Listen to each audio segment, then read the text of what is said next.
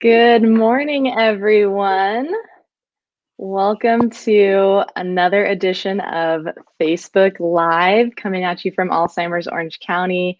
My name is Melissa Klabe. I'm the Director of Education at Alzheimer's Orange County. And I'm joined by Ben Allen, one of our programs and education specialists at Alzheimer's Orange County. And of course, we would love to be with you in person. Typically, this class would be an in-person class at our office around the community, but we're so fortunate that during this time we're able to be together by the use of technology. And this morning session is sponsored by one of our community partners, Villaggio at Capriana. They have a lovely facility in Brea. Welcome, Ben. How are you doing?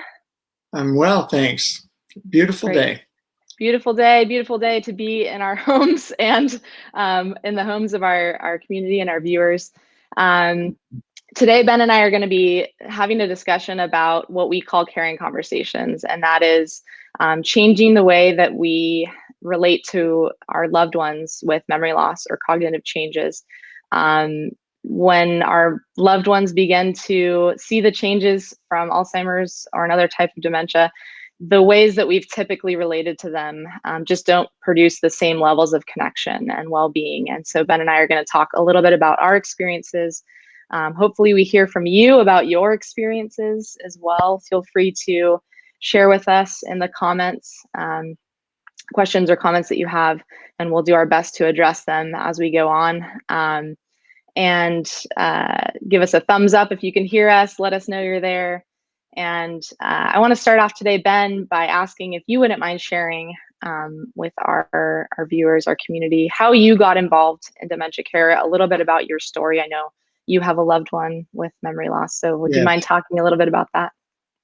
I'd be happy to. First of all, it's just a real joy to be here and having this conversation, which to me is just such an important conversation. I'm really passionate about this because I've learned so much about Alzheimer's and other kinds of dementia and how it impacts individuals with a diagnosis and family members. For family members, it presents so many challenges, and the more we can learn about the disease and the impacts and get some tips on how we can adjust and accommodate with the situation. So for me, it began over 11 years ago.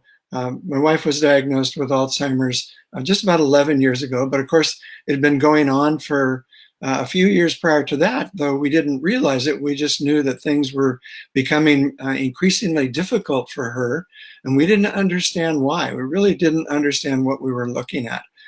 So ultimately, we got to a medical professional, got a thorough evaluation, which took some time because there are many tests. It's not something that can be done quickly and simply in a 15-minute doctor's office visit with primary care. We were engaged with psychologists and neurologists, going through a number of tests on her to see what her limitations were and as best as possible to determine what was causing that. And their conclusion after all these tests was probable Alzheimer's. Another way of saying that is dementia of the Alzheimer's type. And so that was her diagnosis.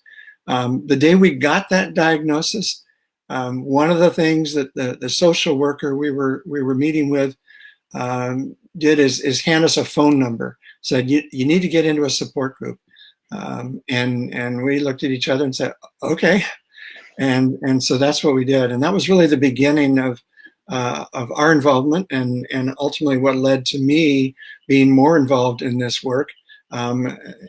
Eventually attending other presentations, happened to meet the director of education, your predecessor, Melissa.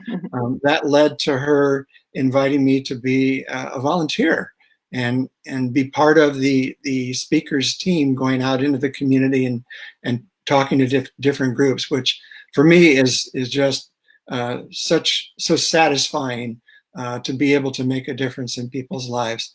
So I did that for about 6 years, and then a couple of years ago joined the staff at Alzheimer's Orange County part-time to do education and coordinate the art program that we have for people with dementia.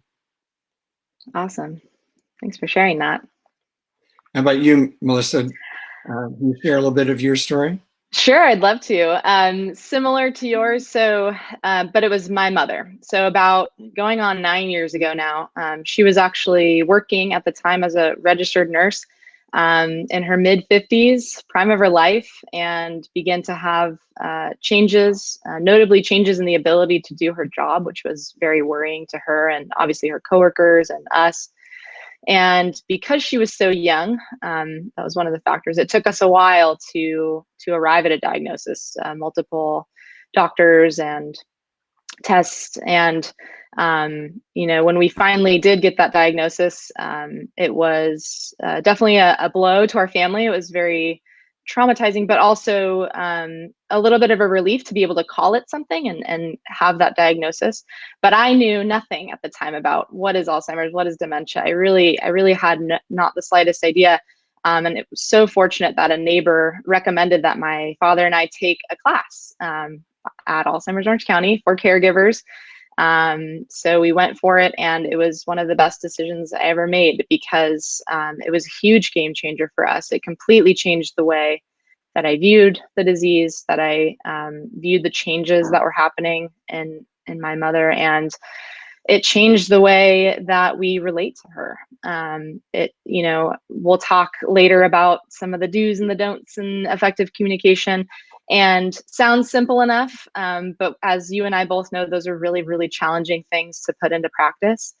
And it took years. I don't know if I've ever really mastered it, to be honest. We all are only human, and we do the best we can with what we have. But just doing little things, taking a breath before I go into a room, approaching with a gentle demeanor, those things made such a big difference in many of the years that we cared for her.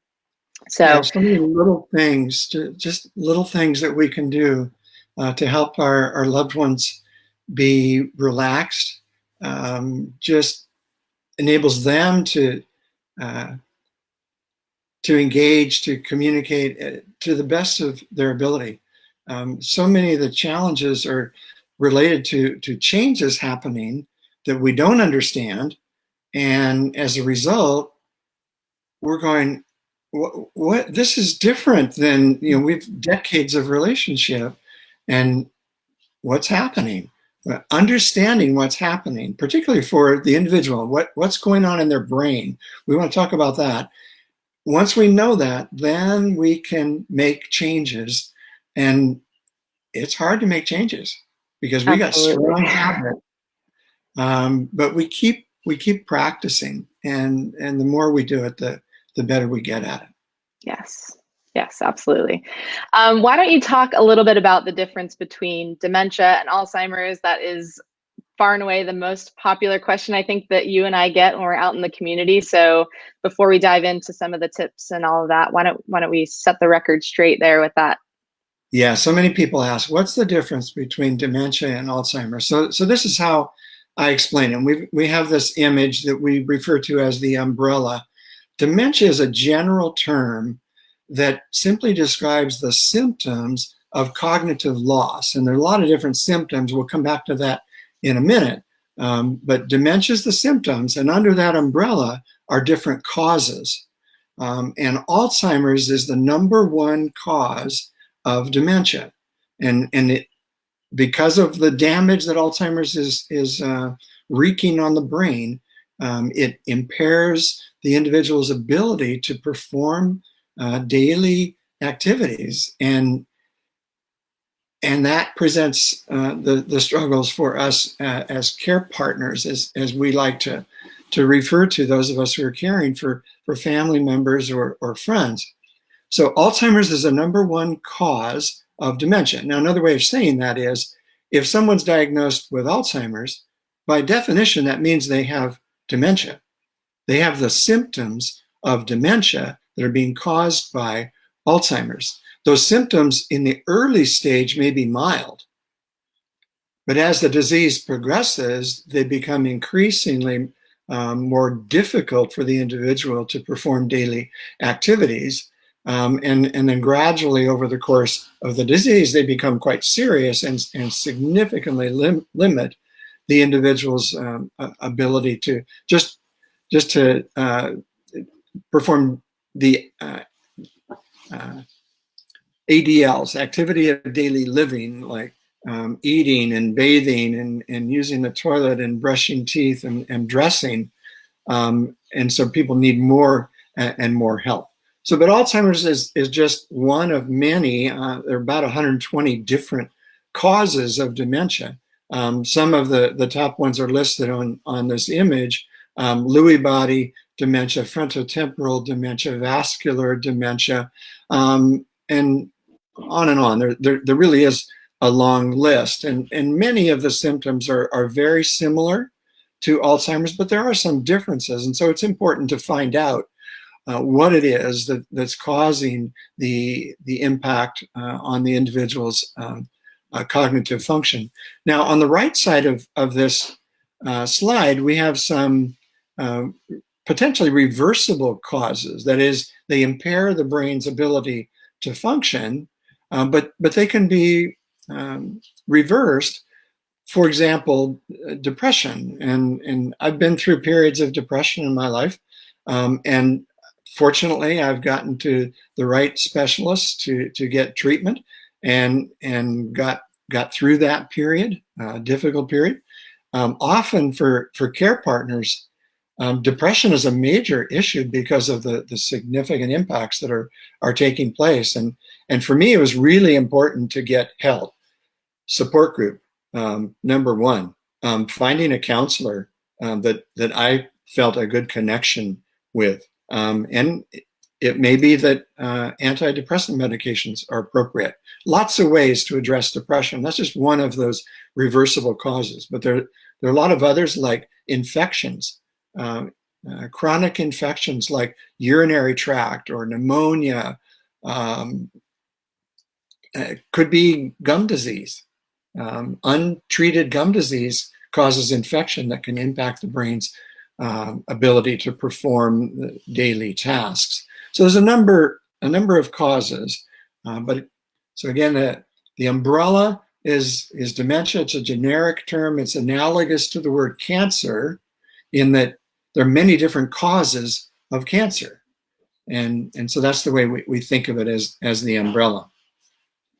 Absolutely. And when I always see this slide, I think, the reversible, the treatable, they are the minority of cases of dementia, right? But it just underscores the importance of getting a proper diagnosis, a proper assessment, just to be able to rule out anything that could potentially be, treatable. I think that's super important. Yeah. So why don't you talk a little bit more about the changes that occur in a person's brain as they go through this, and how that will later relate to the tips that we'll talk about, the education. And typically, I can just use Alzheimer's to discuss symptoms. Other kinds of dementia have similar symptoms, as I mentioned, but what we see most, at least initially, is Alzheimer's, and the presentation is typically with short-term memory. That's the first thing that people find, and they're really frustrated over. That was the case for my wife. And what's happening in the brain is the hippocampus, which is a structure on both sides of the brain, both lobes of the brain, that hippocampus is responsible for short-term memory formation. And so when the disease damages that part of the brain, people have difficulty remembering what happened in the last few hours, or in some cases in the last few minutes. The real difficulty with Alzheimer's and other forms of progressive dementia is that it's not limited to one symptom, because the disease spreads through the brain. So it spreads from the hippocampus to the language centers of the brain. So people begin to have difficulty with word retrieval. And at some point, understanding the spoken word, understanding the written word, the ability to speak and express themselves. So short-term memory, language, and then as the disease spreads to the frontal lobes of the brain, then the higher level of cognitive function, our ability to make decisions, to think about cause and effect, to think abstractly, to understand the passage of time. All of those are impaired and cause increasing frustration for the individual with the disease, and of course for the family care partner. So the disease continues to spread, and the presentation of the symptoms, it may sound very sequential and straightforward as I'm describing it, but it varies widely from individual to individual. And the presentation, the sequence can be quite different. But from the frontal lobes to that part of the brain where our emotions are processed. And so that's impacted. And so the individual's emotions can swing wildly from very happy to very sad and depressed. And for us, it's so unpredictable, and it's kind of, what's happening here? And the spread continues and eventually gets to that part of the brain that interprets our senses. So all of our senses can be affected: vision, hearing, smell, taste, touch. All of those are impaired because the brain is receiving the sensory input, but doesn't know how to give it meaning. So vision is a really big issue, and so not well understood, that I really, whenever I talk to people about the impacts, I talk about vision. And there's a number of effects. One is they're losing their depth perception. And so that causes increasing unsteadiness and hesitance to walk. So walking becomes more difficult. At this stage in the progression of my wife's disease, she no longer walks at all. She's in a wheelchair or in a fixed chair, but she doesn't walk. She can no longer, her brain can no longer manage that. And as those impairments happen to sensory perception, the brain can interpret something. Like, I might see something. If I had a disease, my brain thinks that I've seen something that isn't there. But the brain's doing the interpretation, and that distortion results in what we call an hallucination. Same could be true for an auditory stimulus. I might hear something that really wasn't there. And if I said to you, "Did you hear that?" And you didn't hear it, and so your tendency is to say, "Well, no, there's nothing there." And the result is that I get defensive or frustrated because you're not perceiving what I perceive. It's real to you. It was totally real to me. Right. So back to vision: loss of depth perception, loss of peripheral vision. So I don't know what's going on out here to the sides unless I look that way. That has significant bearing on my positioning before I start talking. So we're going to get to how we talk to our loved ones. That makes a big difference. Make sure that they can see us clearly. So depth perception, peripheral vision, color contrast. When the color of a plate and the food on the plate are similar, that food just disappears. And so the example I often state: if you've got mashed potatoes or broccoli on a white plate, for the person whose vision is becoming impaired, it's just not there. And that's very frustrating. So we, as care partners, we think about those things, anticipate them, so that we can help our loved ones deal with those. So we use a colored plate and a plate with no pattern. to keep things simple and to increase that color contrast and make it easier for our loved ones.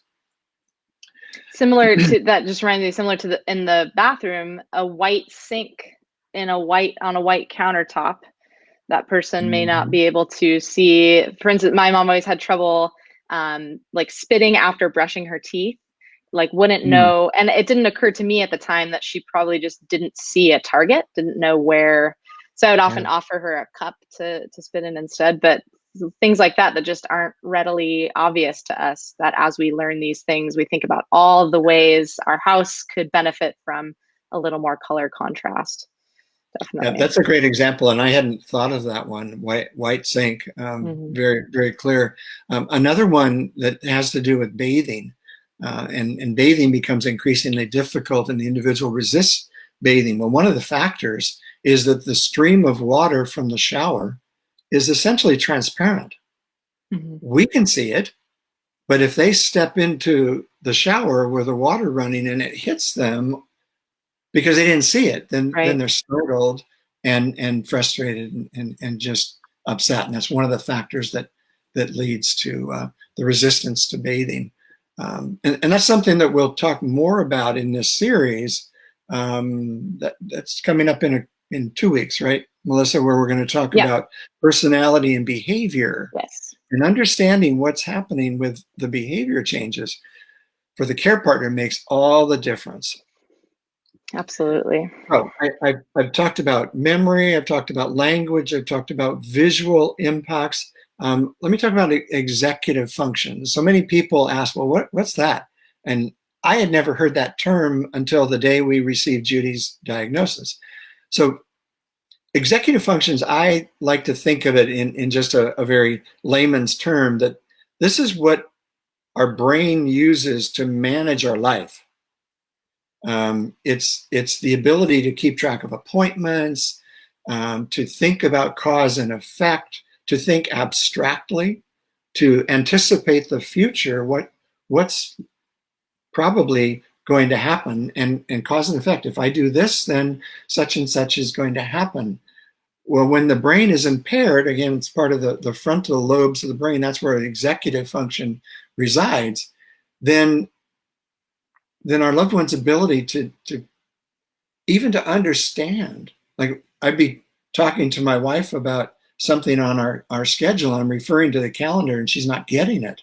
It took me the longest time to realize she just didn't understand how to read a calendar.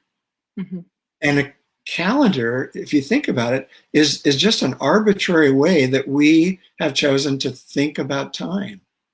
And it's really an abstract concept that becomes more difficult.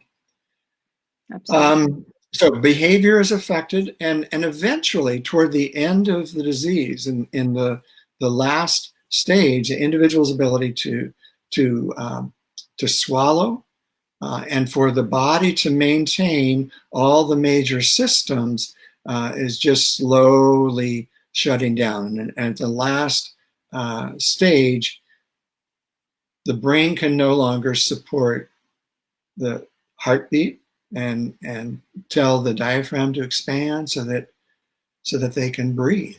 And so many people have asked me, well, how is it you can die from Alzheimer's? And when I come to that, I have to say, this is a harsh reality. These diseases are progressive and they're incurable, and they're going to destroy every single cognitive function. And man, that hurts.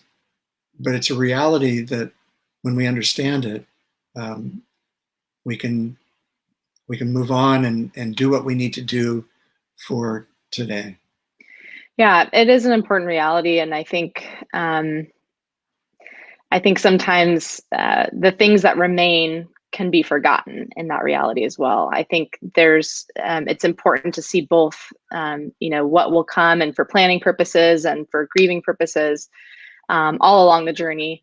But contrast that with what can we do to maximize and preserve the abilities that do remain? Because you and I both know that so much does remain.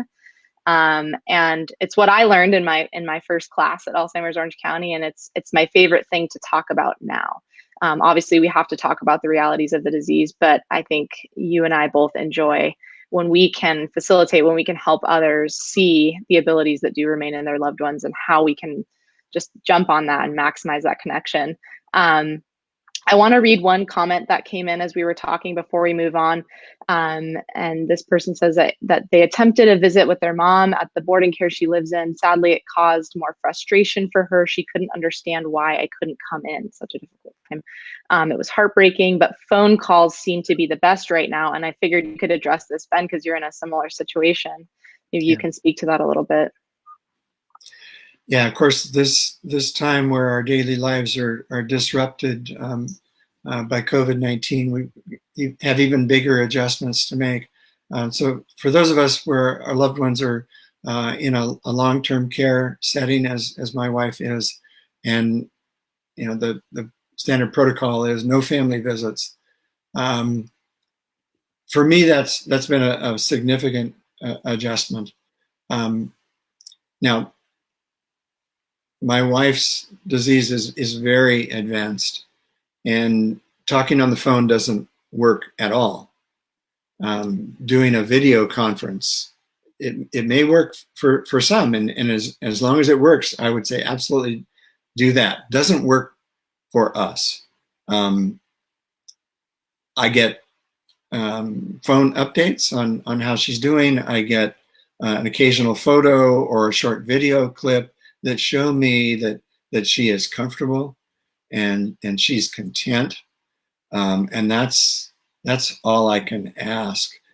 It's hard. It not being able to visit, has just taken away a big part of my life, and what I view as my purpose is supporting her through this period, and I'm not there. I can't change that. What I can change is how I think about it, and if I dwell on it and think, I project that she's worried, that she feels abandoned, then boy, I'm going down the drain emotionally, and that's not helping. And I have to literally take a breath and remind myself she is well cared for. She's in a place where they love her, and she knows it. And that's the best I can hope for. So when you try to do things that don't work, like visiting, and you're outside and they're inside, and that just causes frustration, when it doesn't work, we have to find something that does. We tend to hold on to those and keep trying. We just try harder, and that doesn't help at all. So we have to find something different. And that's really what we want to talk about, get into some of the ways that we can communicate and connect more effectively. Absolutely. That's great segue. So why don't we go ahead and go into what we call the compassionate approach. I'm going to put this up here. And yeah, the compassionate approach boils down to 5 approaches, 5 skills, I tend to call them, that we as care partners need to practice, because they may not be natural. And number 1 is to check the environment. Now, I'm talking about the physical environment. Are there hazards that they may not be able to see because their vision is impaired by the disease? If they can't see it, it's my job to look for those, anticipate them, and resolve them, fix it if I can. If I can't fix it, if I can't fix the environment, maybe I walk in and it's cold, and that's just going to make my loved one so anxious and agitated that nothing's going to work. If I can adjust it, I'm going to adjust it. Is there enough light? They need to be able to see us clearly. But we don't want it too bright. I don't want to be standing by a window where the sun's shining in behind me, because that just makes it uncomfortable for her. So I anticipate all of those things about the environment. And then number 2 is to adjust. fix things if we can. Maybe I just need to find another space where we can spend some productive, satisfying time for all of us. Or the way we express ourselves. We have to change our manner of speaking. We have to slow down.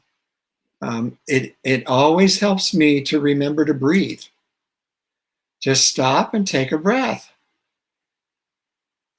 And I get into the habit of, well, I'm getting anxious. I'm thinking, like right now, I'm thinking about all the things that I want to cover in the next 10 minutes. And I start talking faster and my voice goes up.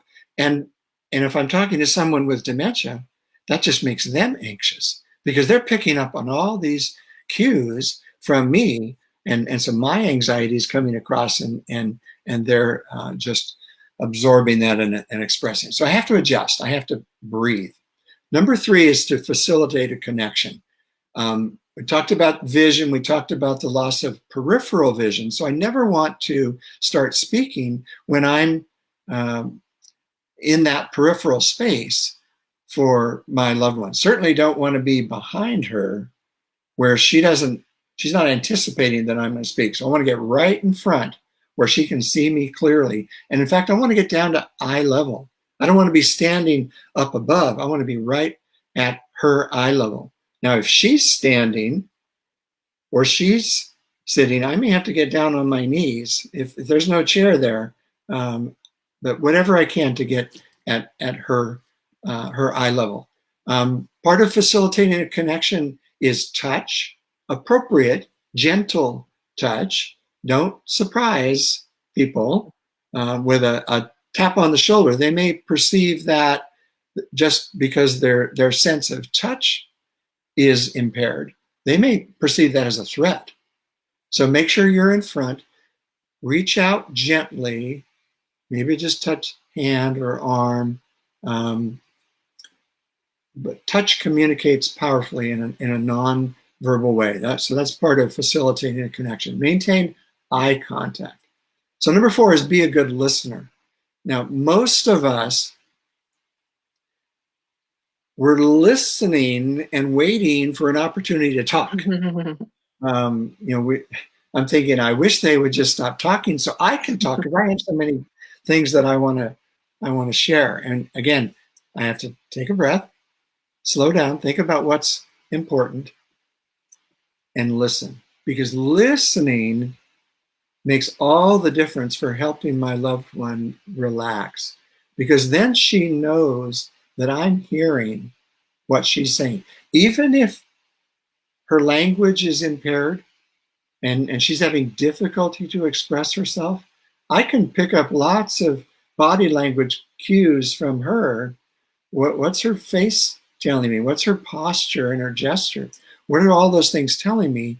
And so that I get the message and then I can acknowledge that message. That's all part of being a good listener, is hearing what our loved ones are saying. Because until they believe that we hear, and that means addressing their emotions, not denying them, not just glossing over them, acknowledge the emotion, and then we can change the subject if we need to.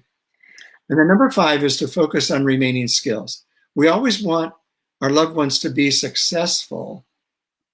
We don't want to be giving things for them to do that are challenging to the point that they're going to fail.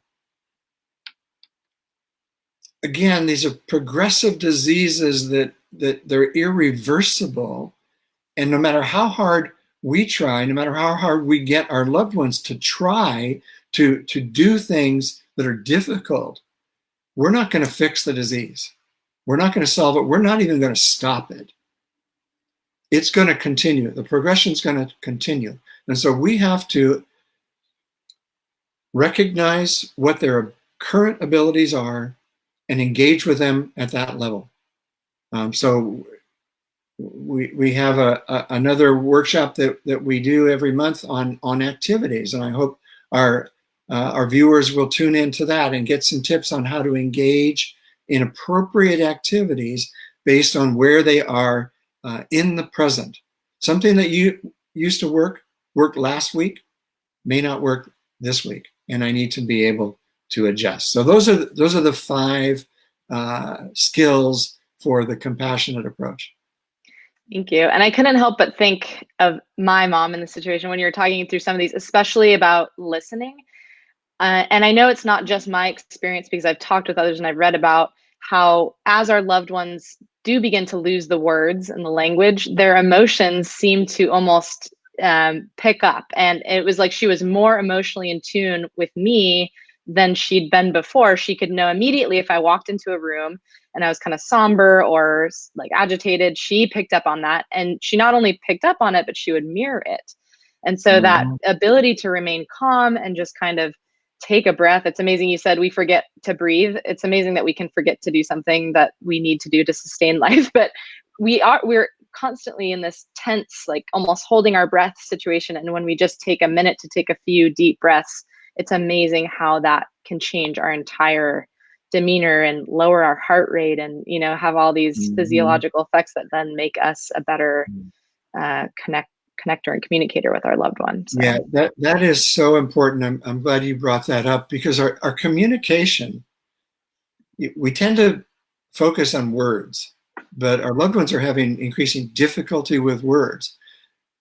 The studies show that the vast majority of the message that gets across comes from our body language. And so that's our posture, it's our facial expressions, it's our gestures, all of that's body language, and that communicates far more than words. And then also our tone of voice. The tone that we use is really important. And I like to encourage people to think that we want to have a smile in our voice. We want that tone to communicate, even if the words don't. So part of the compassionate approach is being aware of my own body language and tone. And breathing makes a difference. Sitting up straight. It's good for me to remember my posture. It communicates.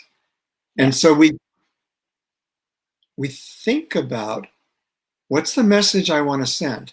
When before COVID-19, when I could visit, and I would visit almost every day, but I walk in thinking, what do I want her to know today? And so I want my body language and my tone of voice to communicate that. I want her to know that she's loved, that she's safe, she's being cared for, she's going to be cared for. So those are the messages I consciously send with my body language and my tone. I'm still going to use words, but the words are just not as effective as they used to be. Yeah. Well, why don't we spend a little time talking about some of our effective communication techniques, what we call them our do's and don'ts. Just as a side note, I remember seeing this list for the first time that I'm going to put up in that class that I took. And I remember going down the list and thinking, wow, I'm doing everything completely wrong. Like I am. And I just remember feeling kind of guilty about that. But I also remember hearing from the instructor that, it was like they could read my mind. They're like, you're probably feeling guilty. You're probably feeling like you're doing everything all wrong. It's human to try to communicate with someone the way that you always have, the way that you have, whether it's your spouse or your parent or a sibling. And so this really it's not intuitive, and it requires a big shift in the way that we communicate. And so again, as I mentioned before, these things take a lot of time to master. I say master in quotes because I don't know if we ever really can master them, but to put into practice daily. So I just wanted everyone to know that I personally struggle with this. It's not like we are, experts in this or, professional communicators. We're just doing our best. Yeah. And nor am I a master at this. We just keep practicing. And practice implies that we're making mistakes. If we weren't making mistakes, we wouldn't have to practice. So let me start with the things that we don't want to do because they impair the connection that we have with our loved ones. We don't try to reason with them because their ability to think rationally is declining. And all it's going to do is make everybody upset and frustrated. We don't argue over something. We just go along. It doesn't matter if what they think is wildly inaccurate. We just accept it, acknowledge it, and move on. Don't confront over behavior. Um, we're not going to be able to change them. It's just going to frustrate everybody. We need to be careful about reminding them, always putting it in their face that they have memory problems. That's just going to make them embarrassed. We don't want to question their recent memory because that's a test. And I always would ask groups, so how many of you like to take tests? And almost no one. Every once in a while, one person will wave their hand. Yeah. Most of us don't. When we're in a test situation, our blood pressure goes up, we're sweating a little bit, and that just makes it more difficult to think clearly. So we don't test. We don't always ask them, so what day is it? Do you know where we are? Do you know who I am? What's my name? That's a test. I don't know right now if my wife knows my name, and I don't care. It doesn't matter. I know she knows who I am, but my name isn't important. I can tell she knows who I am by her body language.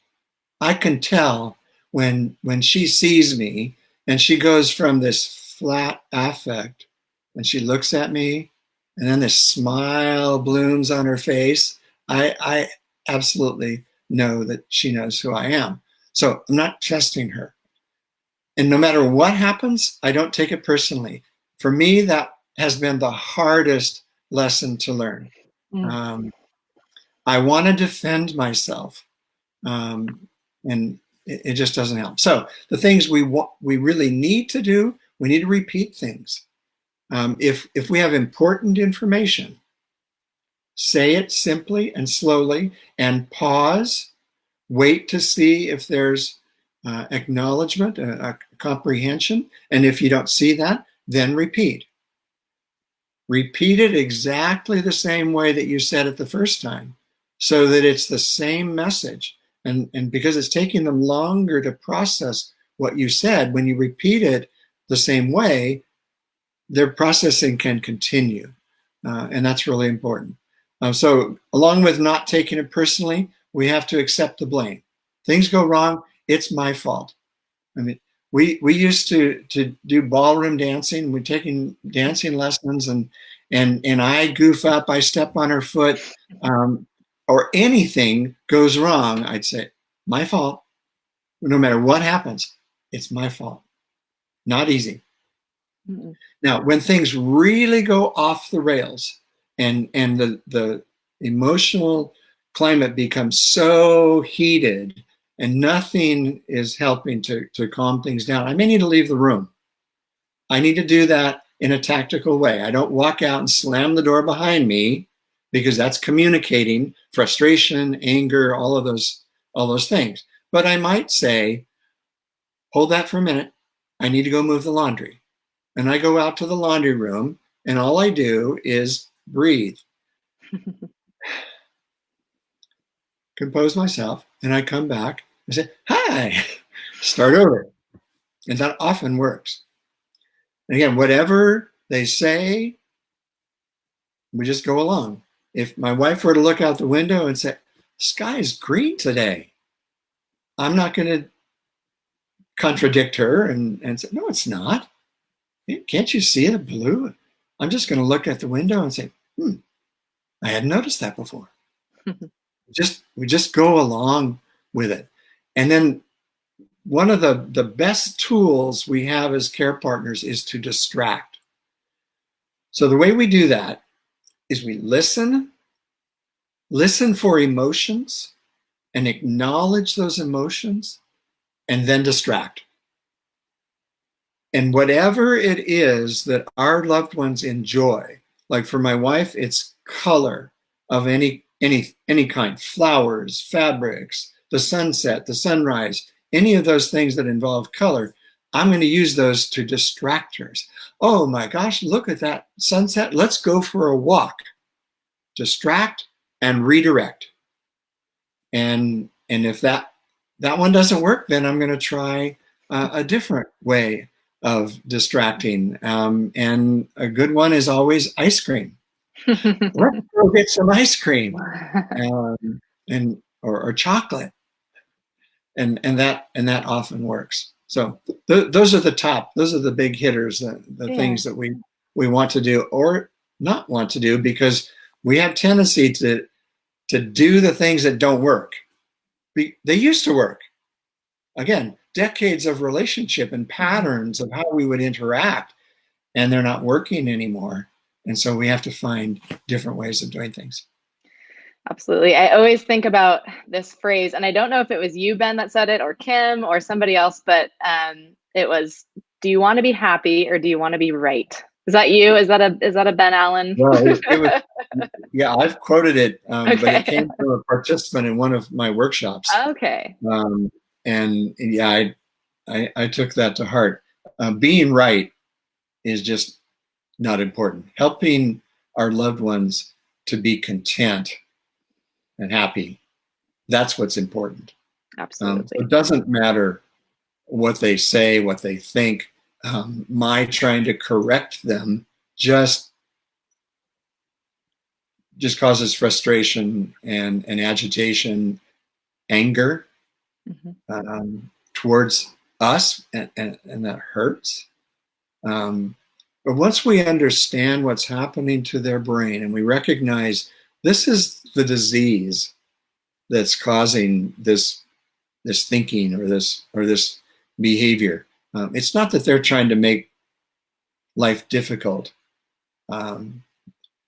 They're having a difficult time every day, and so the compassionate approach is to understand that and to change the way I communicate, the way I approach, and to help them be content and engaged. Contentedly engaged is one of the principles that we talk about. That's our goal. We don't want our loved ones to be bored. We don't want them to be overstimulated. We want to find that zone where they're contentedly engaged. And lots of ways to do that. Being in a support group helps. Talking to other people who are walking the same road, we learn things, and we have experiences that we can share that will help others. And that's significantly enriching to our own lives to be able to help others.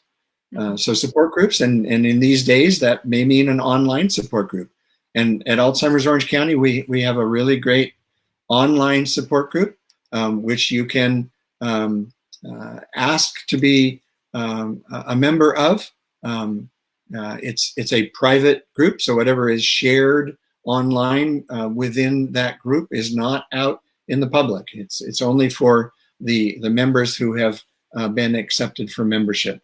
So you can find that on our webpage for Alzheimer's Orange County or the Facebook page, Alzheimer's OC. And we'll share that in the comments. And I put the helpline number in there. It got attached to the website, but I also want to throw this up there for anyone. Our helpline is, we're not in the office. We're all working remote, but our helpline is still operational.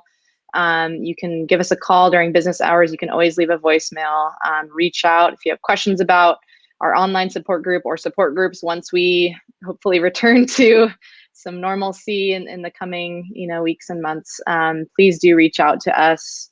If you're with us right now, you're probably already have liked our Facebook page, but just in case you're watching it, in some other way, do like us on Facebook, do visit our website. I want to plug what's happening next week. Next week, we won't be on Facebook Live because we'll be having a webinar. And so I will put the link to join that webinar in the comments. But you can go ahead and register. You can RSVP for that webinar. It is on legal and financial considerations for dementia care. It's presented by an elder law attorney. She's fantastic. She does presentations for us. And so you can join that webinar and you can ask her your questions. And so we're looking forward to tuning into that. And then the week after that and the weeks after that, we'll be back here on Tuesdays for more different topics, Facebook Live. If you have something you'd like us to talk about, let us know in the comments, reach out to us, email us. You can email info@alzoc.org. You can email learn@alzoc.org. That goes to me and my education team. So thank you everyone for being with us. Ben, do you have any final words you'd like to share with anyone? I just want to say again, it's been a real joy to be here and having this conversation and the opportunity to reach out and share our experiences with people who are walking the same road. It's a tough road. It's a marathon, and we just keep going. Absolutely. So, thank you, Melissa. Thank you for sharing, Ben. And we'll see you all next time. All right. Bye, everyone. Bye-bye.